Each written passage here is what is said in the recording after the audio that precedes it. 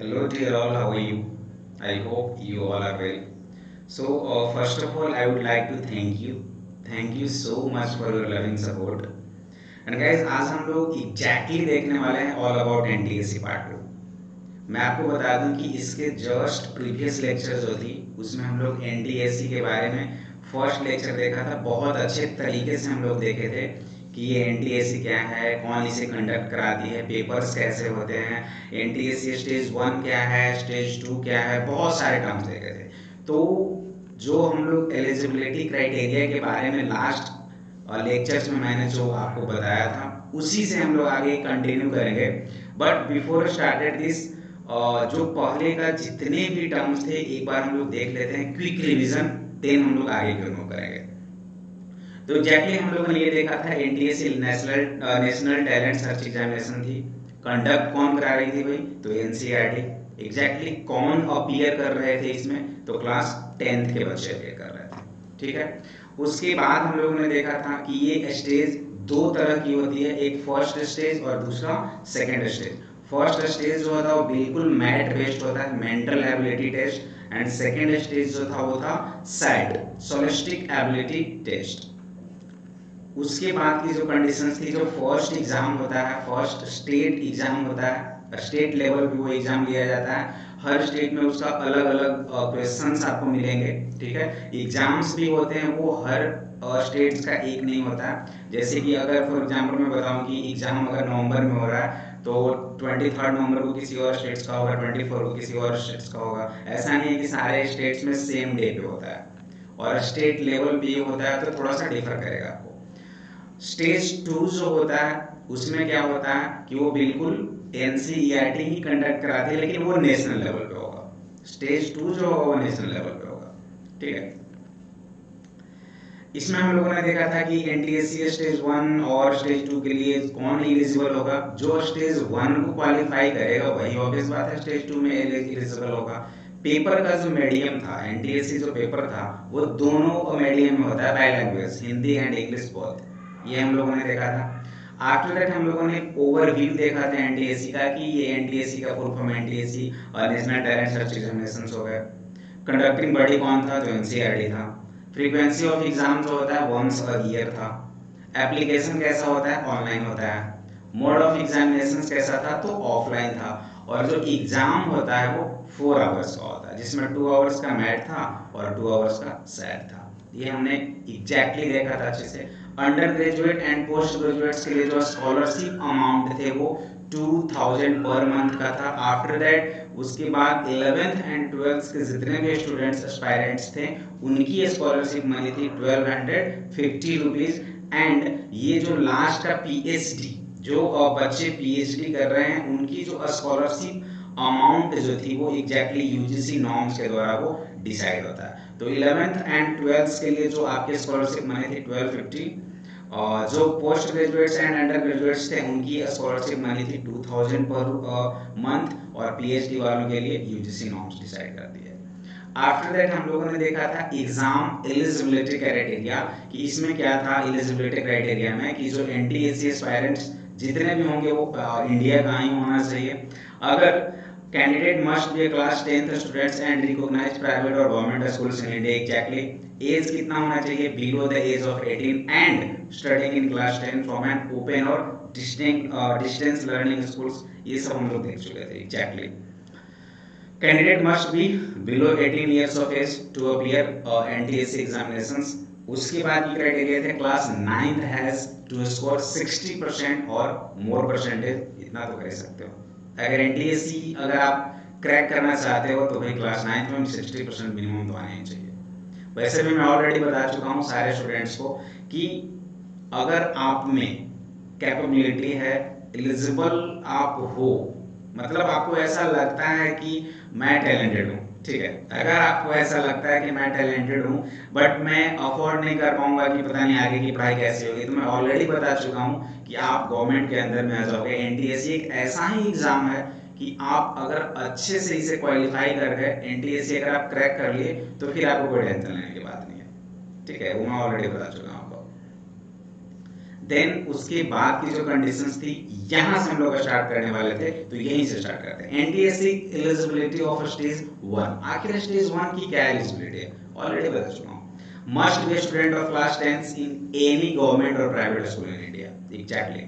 अब बोलोगे सर मैं 9th में हूं, क्या मैं अपियर कर सकता हूं? नो, आपको 10th एग्जैक्टली क्लास 10 होना चाहिए, और गवर्नमेंट और प्राइवेट बोथ। ऐसा नहीं कि जो बच्चे प्राइवेट में बोले सर मैं एनटीएससी अपियर कर सकता हूँ क्या, मैं कर सकती हूँ क्या, तो एग्जैक्टली आप बोथ आप कर सकते हो, अगर गवर्नमेंट में पढ़ रहे हो तो भी और प्राइवेट में पढ़ रहे हो तो भी। एग्जैक्टली। उसके बाद candidate can be from any state और यूनियन टेरिटरी। किसी भी स्टेट से आप बिलोंग करते हो कोई फर्क नहीं पड़ता, आप एलिजिबल हो। ठीक है, किसी भी यूनियन टेरिटरी से भी अगर आप बिलोंग करते हो that means you are eligible. Exactly.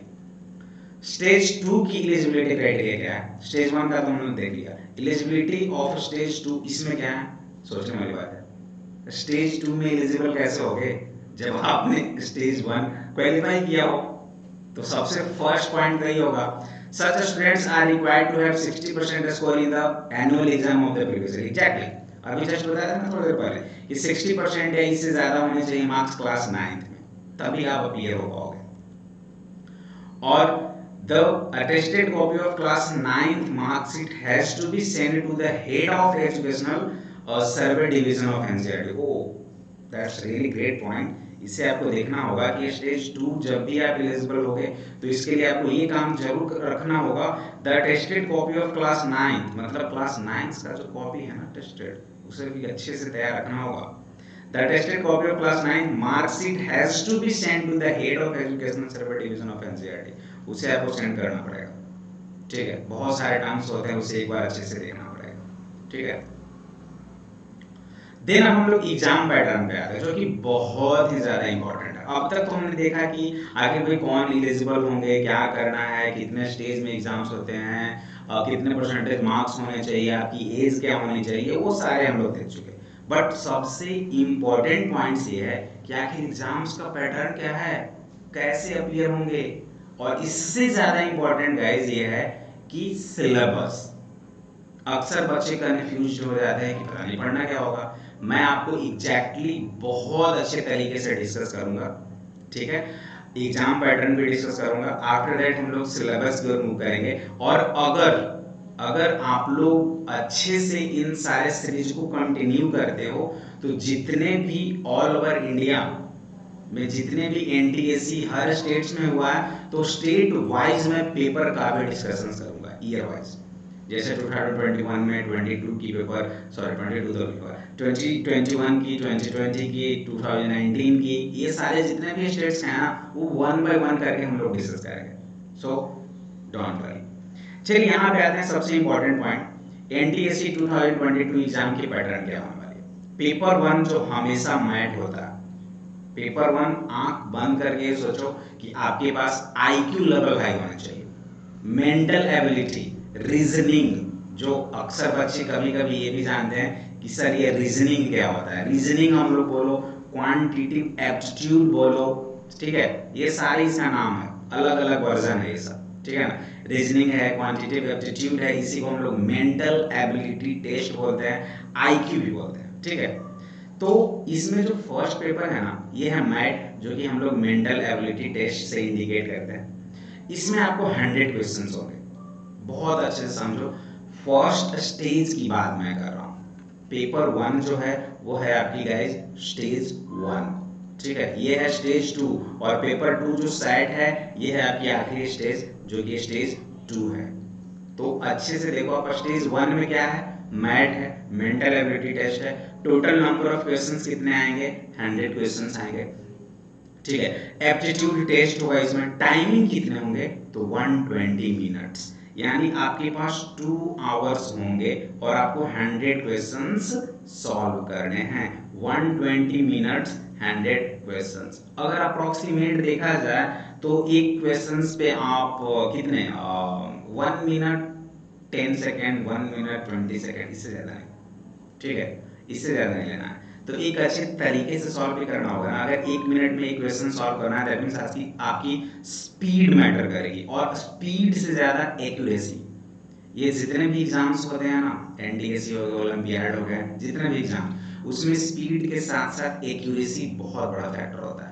Accuracy that mean मैं ये बता सकता हूँ आपको कि अगर आपने 100 क्वेश्चन सॉल्व नहीं किया, अगर आपके पास 100 क्वेश्चंस हैं बट आपने अगर 90 क्वेश्चंस ही सॉल्व किया तो एक्यूरेसी 100% रखो। दैट मीन 90 में 90 रखो करेक्ट, 90 में 89 करेक्ट रखो, 88 करेक्ट रखो। ऐसा नहीं कि एक्यूरेसी गड़बड़ हो गई तो फिर प्रॉब्लम हो जाएगी भाई। तो एग्जैक्टली आपको करने क्या होंगे कि एक्यूरेसी बहुत अच्छा से मेंटेन करना होगा। 100% एक्यूरेसी होनी चाहिए इन सारे एग्जाम्स में, वो मैं कराऊंगा आपको, डोंट वरी। तो ये रहा था 120 मिनट्स 100 क्वेश्चंस, ठीक है। अब बात ये होती है कि सर क्या नेगेटिव मार्किंग होगा, क्या सारे क्वेश्चंस को अटेम्प्ट करना है? रुको भाई रुको, मैं हूं ना, बताऊंगा, एग्जैक्टली बताऊंगा, नॉट वरी। पेपर 2 जो है वो सैड है, सोलिस्टिक एबिलिटी टेस्ट। ये थोड़ा सा पेपर 1 से थोड़ा सा टफ होता है, ठीक है। कोई बात नहीं, पहले पेपर 1 के लिए हम लोग प्रिपेयर करेंगे और इसी बीच हम लोग पेपर 2 को भी प्रिपेयर करते चलेंगे, डोंट वरी। इसमें भी सेम क्राइटेरिया, इसमें भी 100 क्वेश्चंस होंगे और ये भी 120 मिनट्स का है, ठीक है।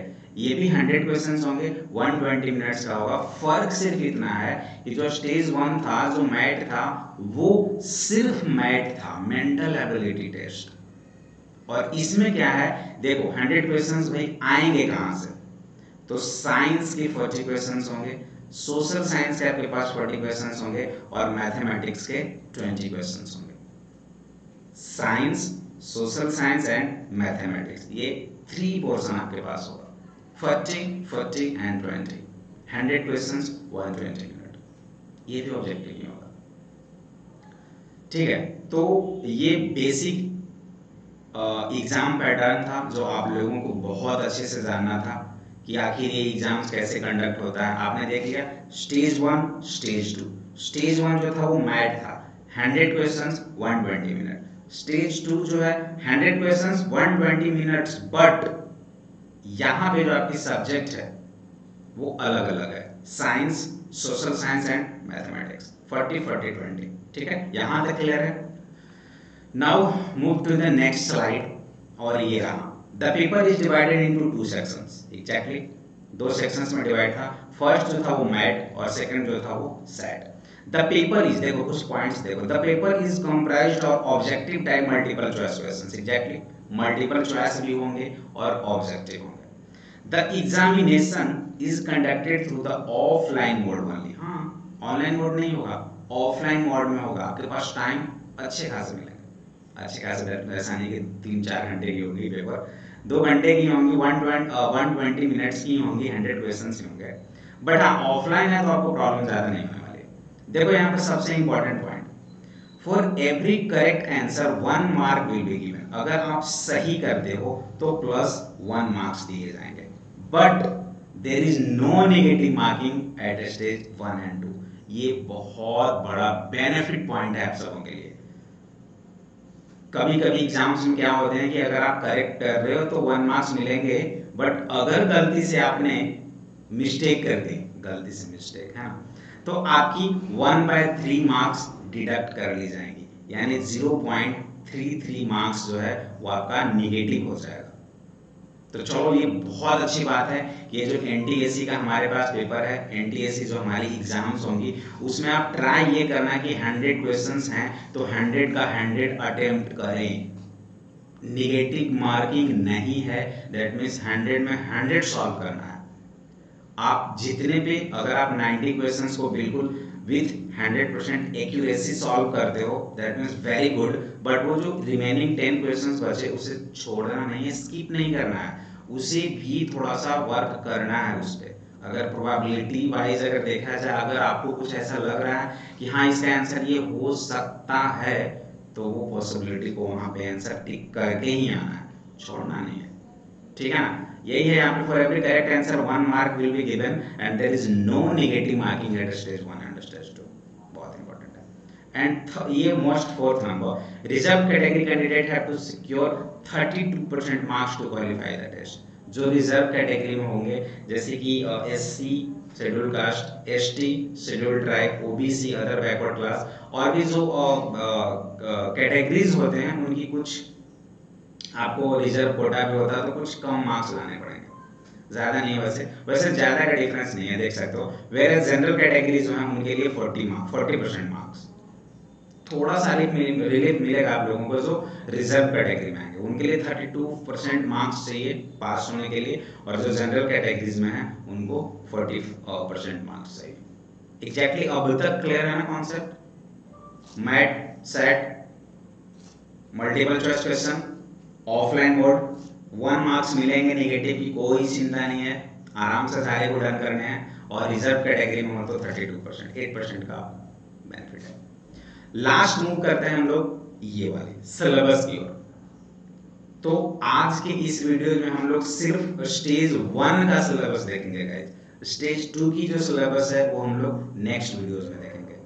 तो ये बहुत अच्छे से देखना कि आप अगर स्टेज 1 को क्वालिफाई करना चाहते हो तो आपको क्या क्या वो सिलेबस होंगे। पढ़ना तो सिर्फ मैथ ही है, पढ़ना तो सिर्फ मैथ ही है, सिर्फ एक पेपर मेंटल एबिलिटी टेस्ट, और उसी में क्या क्या चैप्टर्स है ना वो सारे देखने हैं। मैथ बोले तो मेंटल एबिलिटी टेस्ट, इसमें 2 पोर्शन होता है, एक वर्बल रीजनिंग आता है और दूसरा नॉन वर्बल। तो वर्बल रीजनिंग में क्या क्या पार्ट्स हैं वो देखो। एनालॉजी, चैप्टर्स नेम आप बिल्कुल अच्छे से देख लो, स्क्रीनशॉट ले लेना। मैं ट्राई करूंगा एज इट इज, अगर सब कुछ परफेक्ट रहा तो इन सारे चैप्टर्स को भी पढ़ा दूंगा 1 बाय 1 करके, और ब्यूटीफुल ट्रिक्स के साथ, क्योंकि जो मेरे पुराने बच्चे लाइव क्लास देखा कर रहे हैं ना उन्हें मालूम होगा कि बीकेजी ट्रिक्स कैसा होता है, उन्हें एग्जैक्टली बहुत अच्छे से मालूम है।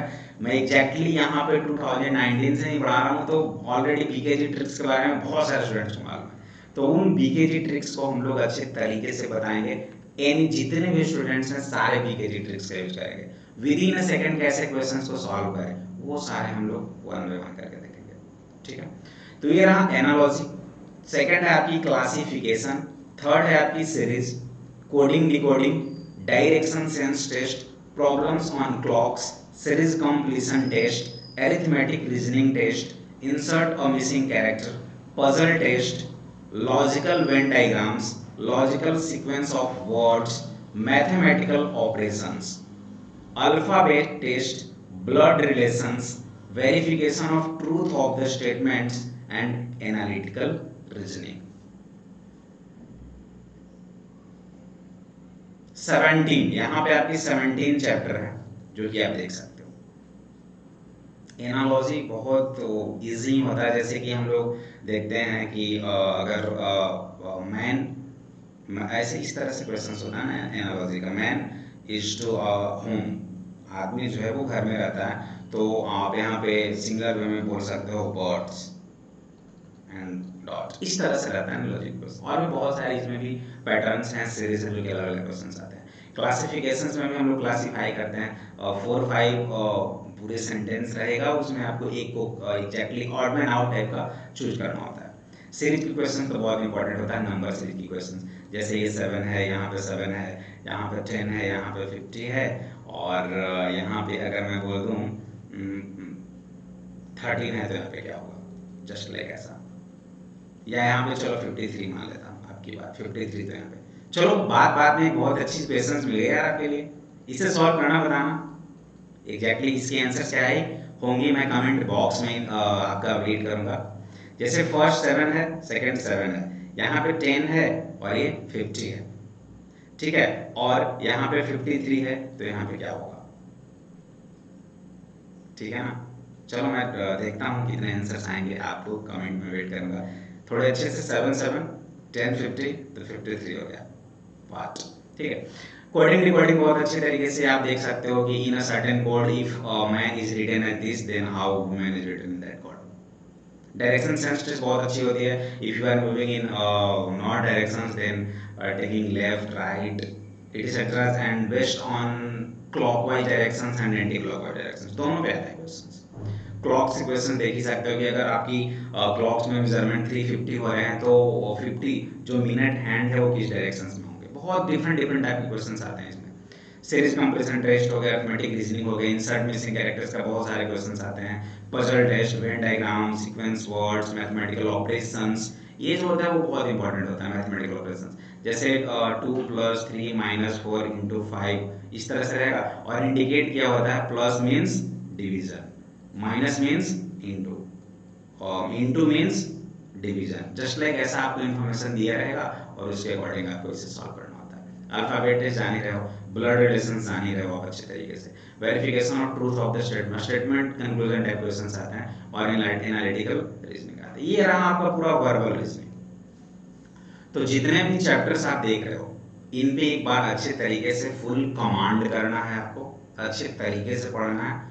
अगर एज इट इज सब कुछ परफेक्ट रहा तो मैं सारे चैप्टर्स को पढ़ाऊंगा आपको इसी प्लेटफॉर्म पे, इसी Patna pulse by M academy जो है इसी पे मैं आपको बताऊंगा, ठीक है। इसका जो सेकंड वर्जन है वो है नॉन वर्बल रीजनिंग, ठीक है। क्या है, फर्स्ट जो था वो वर्बल रीजनिंग एंड सेकंड जो है वो नॉन वर्बल रीजनिंग। इसके कुछ चैप्टर्स देख लो। Classification series, transparent paper folding, analytical reasoning, incomplete figures, water image, problems on cubes and dice, analogy, embedded figure, dot fixing situations and folding paper cutting. तो guys ये सारे रहे आप सारे चैप्टर्स मैट के लिए, यानी कि जो स्टेज 1 होती है एनटीएससी का, जो स्टेज 1 होता है उन सब के ये चैप्टर्स रहे। इधर आपके देख सकते हो 17 चैप्टर्स थे इसमें एग्जैक्टली, और यहाँ पे आपके कितने हैं 1 2 3 4 5 6 7 8 9 10, यानी अप्रोक्सीमेट 27 चैप्टर्स। तो इन पे कमांड होना है आपके स्टेज 1 क्लियर। तो 1 बाय 1 करके हम लोग बहुत अच्छे तरीके से इन पे प्रैक्टिस करेंगे। तो आज के लिए इतना ही। नेक्स्ट मैं आपको बताऊंगा स्टेज 2 सिलेबस के बारे में। ये तो स्टेज 1 सिलेबस रहा। अब जो बच्चे स्टेज 1 क्वालिफाई कर जाएंगे तो उनके लिए स्टेज 2 में कैसा होगा। जो आपकी 100 क्वेश्चंस हैं, साइंस से 40 क्वेश्चंस, सोशल साइंस से 40 क्वेश्चंस और मैथ से 20 क्वेश्चंस, आखिर उनका सिलेबस कैसा रहता होगा, है ना, इंटरेस्टिंग। तो वो हम लोग देखेंगे नेक्स्ट वीडियोस में। तो आज के लिए इतना काफी है, मिलते हैं एक छोटे से ब्रेक के बाद। Let's crack it.